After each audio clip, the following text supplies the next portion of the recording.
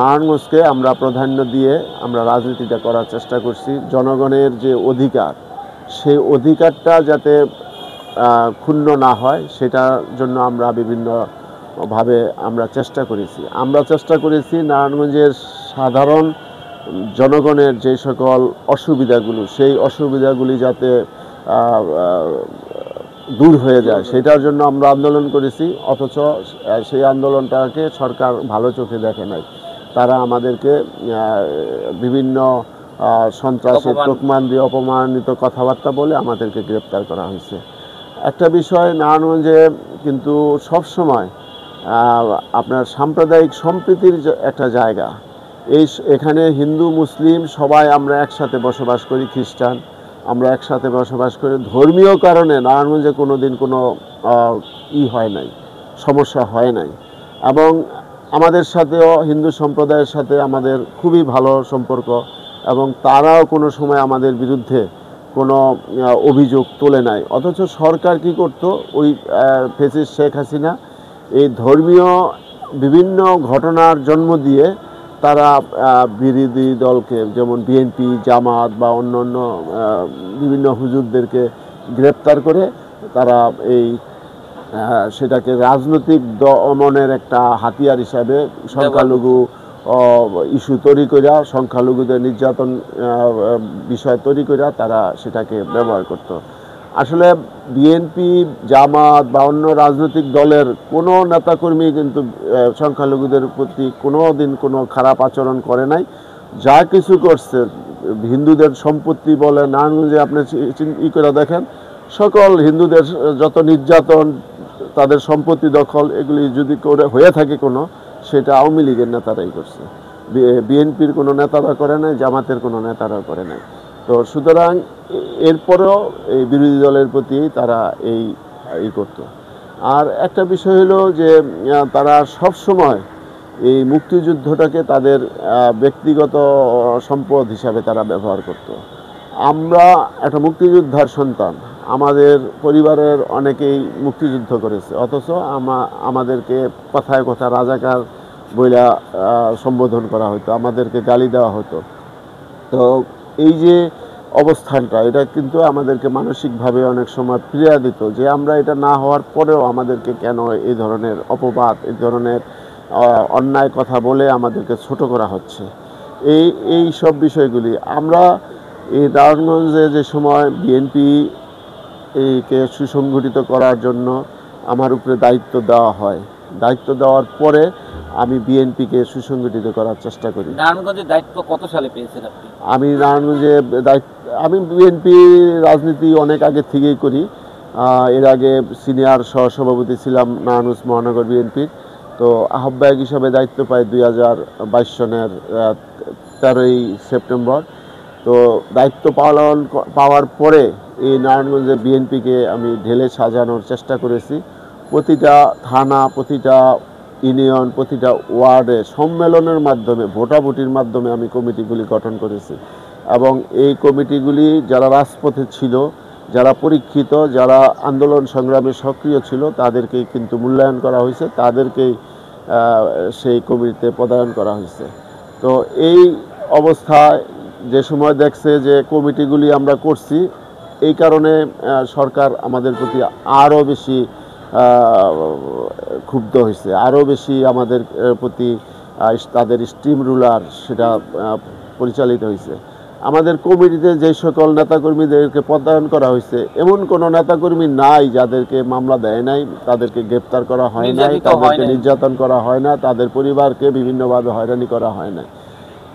যারা বিএনপি করছে তারা কোনো ব্যবসা বাণিজ্য করতে পারতো না, তাদের ব্যবসা বাণিজ্যকে প্রশাসন দিয়ে অথবা ক্যাডার দিয়ে ব্যবসাকে নষ্ট করে দেওয়া হতো, ধ্বংস করে দেওয়া হতো। এরকম একটা বিভীষিকাময় পরিস্থিতি আমরা এই 5 বছর পার করেছি। আমরা এই নারায়ণগঞ্জ, একটা জিনিস দেখবেন যে নারায়ণগঞ্জটাকে এই আওয়ামী লীগের তৎকালীন যে 5 জন এমপি ছিল এবং মেয়র ছিল, তারা ভাগ বাটোয়ারা করে তারা এই নারায়ণগঞ্জটাকে শোষণ করছে। শোষণটা কেমন করছে আপনারা দেখেন।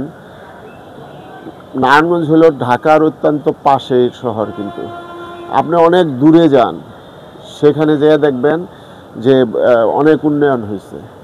নারায়ণগঞ্জে দেখেন এই যে আমরা যে বসবাস করি, কারো কোনো সন্তানকে যদি উচ্চশিক্ষা বা ভালো শিক্ষায় শিক্ষিত করতে যায়, তো নারায়ণগঞ্জে সেই মানের কোনো স্কুল বা কলেজ বা বিশ্ববিদ্যালয় কিন্তু গড়ে ওঠে নাই। আপনি গাজীপুর দেখেন, মানিকগঞ্জ দেখেন, বিভিন্ন ধরনের বিশ্ববিদ্যালয় বা ভালো মানের অনেক শিক্ষা প্রতিষ্ঠান আছে, কিন্তু নারায়ণগঞ্জে খুঁজে দেখেন সেটা পাবেন না। আপনার নারায়ণগঞ্জ যেই জিনিসটা দেখবেন যে নারায়ণগঞ্জ সিটি কর্পোরেশনটা এই শীতলক্ষ্যা নদীর মাধ্যমে দুই ভাগে বিভক্ত করা হয়েছে। আপনি যদি এখন যান এই বন্দর গুদারাঘাটে গেলে দেখবেন যে মানুষের কি অবর্ণনীয় সমস্যা। সেই সমস্যাটা কি, যে তারা এখনও এই যুগে এসে ডিজিটাল বাংলাদেশের কথা বলা হয়, অথচ এই যুগে এসে তাদেরকে নদী পার হইতেছে নৌকা দিয়া, তাদেরকে যাইতে হয়েছে হাজার হাজার মানুষ তারা পার হচ্ছে। অনেক সময় দেখা যায় যে এই নদী পার হওয়ার সময় নৌকাডুবি বা সংঘর্ষের মাধ্যমে বা ওই যে বালুবাহী ট্রাকের নিচে পড়ে অনেক নারায়ণগঞ্জবাসী নিহত হচ্ছে, তাদের শরীর সমাধি হচ্ছে শীতলক্ষ্যা নদীতে। তো এই যে এই সব কাজগুলির প্রতি কিন্তু ওনারা বেশি দেয় নাই, গুরুত্ব দেয় নাই ওনারা। এই নারায়ণগঞ্জ একটা জিনিস দেখেন যে নারায়ণগঞ্জ শ্রমিকদের জন্য, শিল্পের জন্য বিখ্যাত।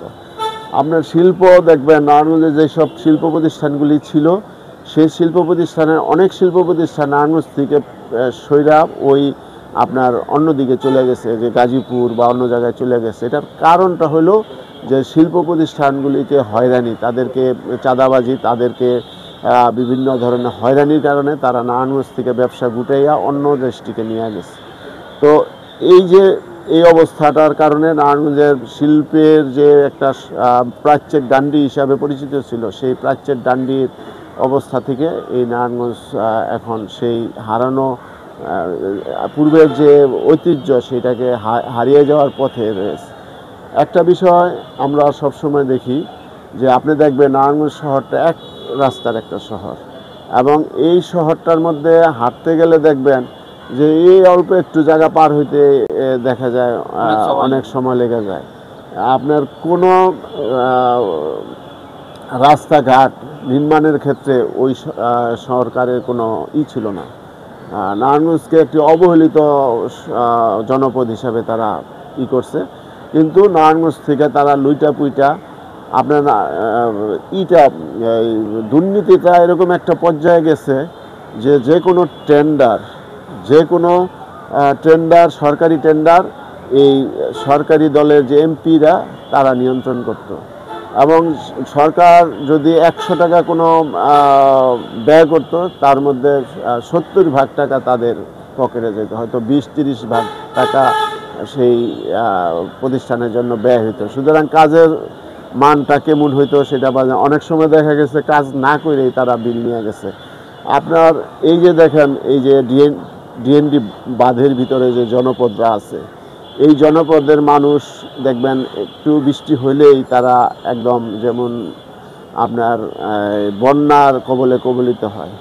কিন্তু সেখানে দেখবেন আপনারা বিভিন্ন সরকারি নথি করে বের করে দেখেন যে 1000 কোটি টাকা এই জায়গায় ব্যয় হয়েছে এগুলি উন্নয়নের জন্য, অথচ কোনো কাজ হয় নাই। কাজ হইব কিভাবে? সেগুলি টাকা গেছে ওই সরকারি দলের এমপি মন্ত্রীদের পকেটে এবং আওয়ামী লীগের নেতাদের পকেটে।